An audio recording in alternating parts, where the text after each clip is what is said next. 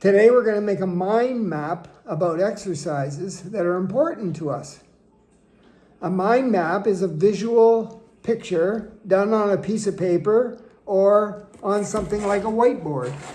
I like to use a whiteboard because it saves trees and it's easily to rub out and add things to, and you just need some whiteboard markers that you can get at the dollar store, and you can get the whiteboard at the dollar store too. Anyway, I like one about this size so I can carry it around with me if I need to, or just place it somewhere where I can glance at it every once in a while. Anyway, so a mind map is a picture.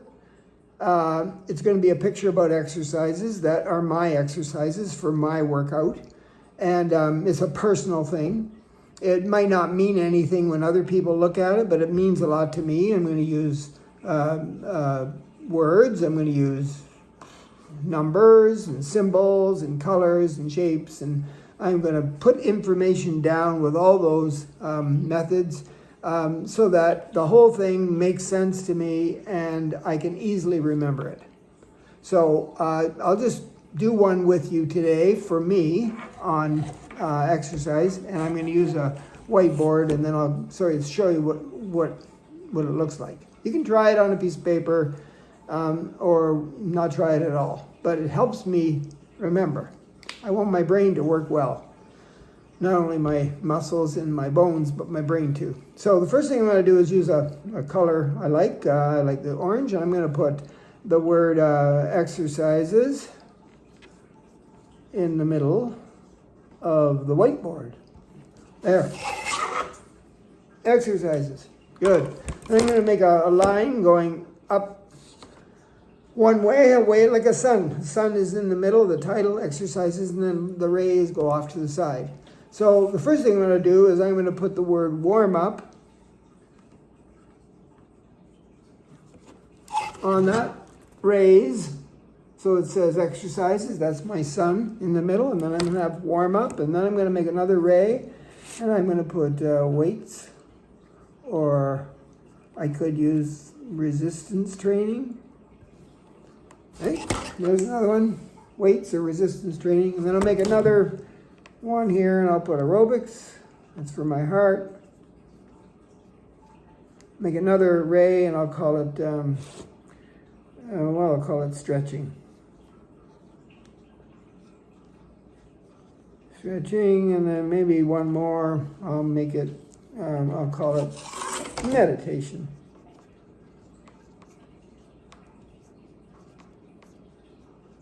All right, and then it looks kind of like that. So it says exercises in the middle, a warm-up, weights, aerobics, stretching, and meditation. Okay? They don't have to be in any particular order. I know that when I work out, I want to include all those things in my exercise workout so I can be healthy. If I want to add another one out here, I can, or maybe not. Okay? So then I think, I think I'll use a different color now. Maybe blue. I think, weights. Well, I like to do the dirty dozen. You know what those are. So over here I'm going to put, out here I'll put a little squiggly arm. And I'll call it, maybe I'll just put dirty dozen at the end. Dirty dozen. So I use blue and I put dirty dozen up here. Got it? Okay. Then aerobics, I like to do, when I do aerobics, I like to skip. So I'll put skip. And sometimes I go for a fast walk. I could put that in here too, skip, or maybe I'll put walk. You know what I'll do? I'll draw a picture of me walking.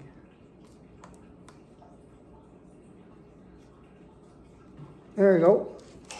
There's me walking. Yep. Now, as far as the stretching goes, well, I like to do the Golden 8 energy balancing Qigong routine. But I don't need to write all that. I'll just put Golden 8 I know what they are too. I could make a mind map just of the Golden 8, but I don't need to do that. This will do. And then the warm-up. Well, when I do a warm-up, I like to do the traditional march on the spot, maybe knees up, curls, like when I kick my butt with my heels. I do step touches. There's about 10 of them that I like to do. And I like to do 10 reps of each. So I'm going to put down trad for traditional, and I'm going to put 10, and then I'll do 10 of each. So 10 times 10. So I called my warm-up the trad 10 times 10. Now, it might not mean anything to somebody else. My wife might look at this and go, what's trad? No, don't worry about it. It's for me. It's for my brain. And then I'm going to do, the meditation down here. Well, when I do the meditation, I like to do a body scan. Yeah, I'm going to put body scan. Right. I wrote that down here for meditation. And sometimes I like to do that, that one where you tap all those acupuncture points. The tapping, there's 9 of those. It's called emotional freedom technique. So that's the EMT, emotional freedom technique. So that's down here. I might do a body scan, or I might do the emotional freedom technique for meditation. Now there's others. I do lots of different kinds of meditation. I do other kinds of stretching besides the Golden 8. Same with aerobics. I do lots of different things. I change it up. But this is the beginning of my mind map.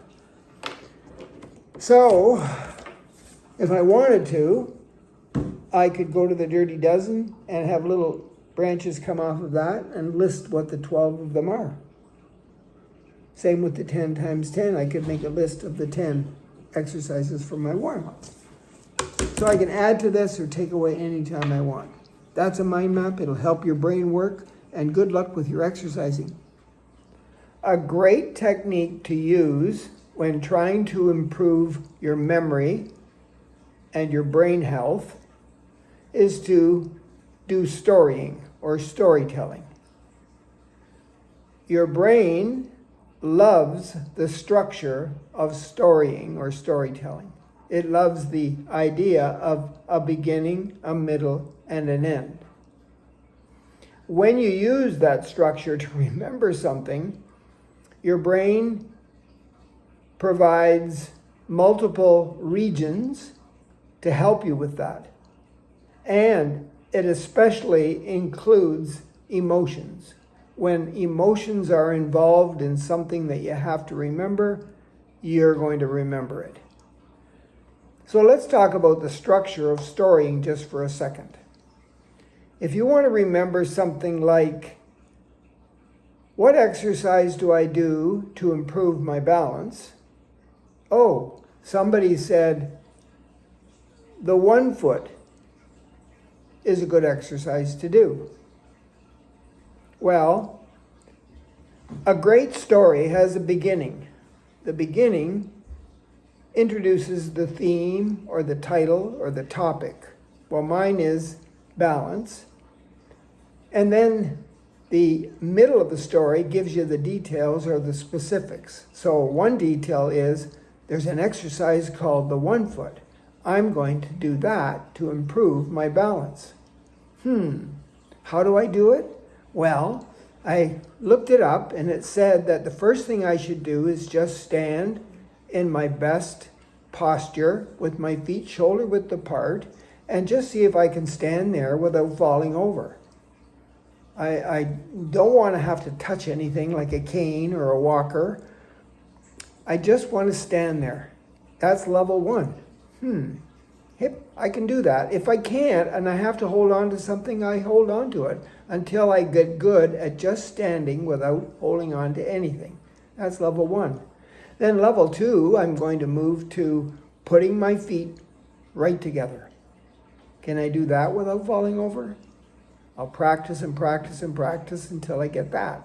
Then level 3, I'm going to stand with 1 foot in front of the other in a tandem position, toe heel. Can I stand like that without falling over and without touching anything? Level 4, I'm going to lift my heel on one foot off the ground and balance on my toe with my other foot holding my body weight. Can I just do that, level 4? Lift one heel up? No, I got that. It took me weeks to get there, but finally I can do that without falling over for about 20, 30 seconds. And then level 5, I'm going to lift that leg off the ground and put all my weight on the other foot and not touch and see if I can stand like that. If I can stand like that, then I'll do the other leg to see if I can stand without touching. And if so, 30 seconds, no touchy, got a leg off the ground, I've improved my balance significantly. Now, can I remember all those steps? Sure I can. So that's the middle of the story. And then the last part of a story, a good story, is the ending. So I thought, oh, well, because my balance has improved, I could maybe go for a walk down the street by myself. I don't need anything to help me. That's good. Maybe I can go dancing. Maybe I can go on a trip and I don't need any crutches or canes or people holding me up. I feel good. Now, to remember all that in the context of the beginning, middle, and end, your brain will go, I think I'm going to remember this for this person. And anytime they need information about the one foot, I'll be able to pop it back into their head. So good luck with the storytelling or storying as a method for a stronger brain or better memory.